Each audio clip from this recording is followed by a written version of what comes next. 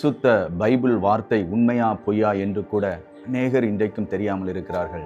பரிசுத்த வேத வார்த்தை உண்மையிலும் உண்மை என்று சொல்லி இன்றைக்கு அநேகர் தெரியாமல் வாழ்ந்து கொண்டிருக்கிறார்கள். நானும் ஒரு நாட்களில் பரிசுத்த பைபிள் வார்த்தைகள் பொய் என்று நான் நினைத்த நாட்களும் உண்டு. இல்லை, இது உண்மையா என்று நினைத்த நாட்களும் உண்டு. இது உண்மையா இருக்குமா என்று நினைத்த நாட்களும் உண்டு. பொழுதுதான் வானத்தையும் பூமியும் உண்டாக்கின கர்த்தர் இதை குறித்து எனக்கு வெளிப்படுத்தினார். இந்த பைபிள் வார்த்தை உண்மையிலும் உண்மை என்று சொல்லி எதை வைத்து பிரதர் நீங்கள் சொல்லுகிறீர்கள் என்று கேட்கலாம். இந்த பைபிளில் சொல்லப்பட்ட வார்த்தைகள் உண்மையிலும் உண்மை.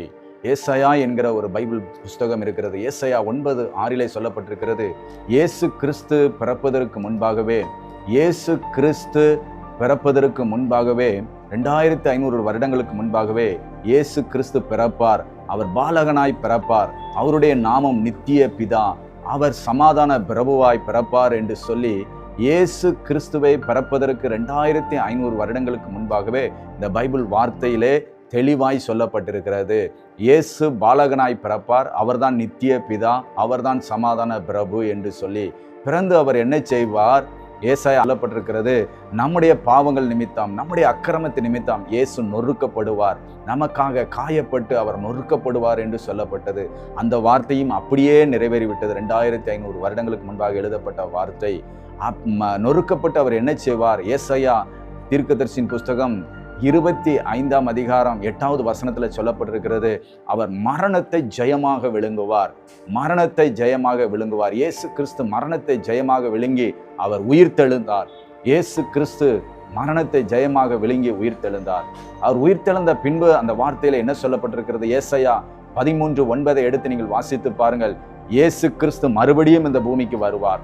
அவர் பராக்கிரமசாலியாய் வருவார். ஏசாயா 40:10 சொல்லப்பட்டிருக்கிறது, முதலாவது பாலகனாய் வந்த இயேசு கிறிஸ்து, பாவிகளை ரட்சிப்பதற்காக வந்த இயேசு கிறிஸ்து இரண்டாவதாக பராக்கிரமசாலியாய் வருவார். எதற்காக இயேசு பராக்கிரமசாலியாய் இந்த பூமிக்கு வருகிறார்? பாவிகளை அழிப்பதற்காக. கர்த்தருடைய நாள் கடூரமும் மூர்க்கமாய் வரப்போகிறது. நிச்சயமாய் இதுவும் 2500 ஆண்டுகளுக்கு முன்பாக எழுதப்பட்டது, இனி நிறைவேறப் போகிறது. ஆகவே இந்த வார்த்தை, பைபிள் வார்த்தை உண்மையிலும் உண்மை. இது உண்மையிலும் உண்மை. இதை நீங்கள் நம்பி விசுவாசித்து இந்த பைபிள் எழுதப்பட்ட வார்த்தையை நீங்கள் நம்பி இயேசு கிறிஸ்துவுக்கு உங்கள் வாழ்க்கையை அர்ப்பணித்தால் நிச்சயமாய் நீங்கள் ஜெயம் பெறுவீர்கள். நிச்சயமாய் அழியாத பரலோக ராஜ்யத்தை உங்களுக்கு கொடுப்பார். நிச்சயமாய் அழியாத வாழ்வை கர்த்தர் உங்களுக்கு கொடுப்பார். இது உண்மையிலும் உண்மை. இயேசு கிறிஸ்து பாவிகளை அழிப்பதற்காக கடூரமான மூர்க்கமான ஒரு நாள் வரப்போகிறது. இரண்டாவதாக எந்த டூப்ளிகேட் தெய்வமும் நான் வருவேன் என்று சொல்லல.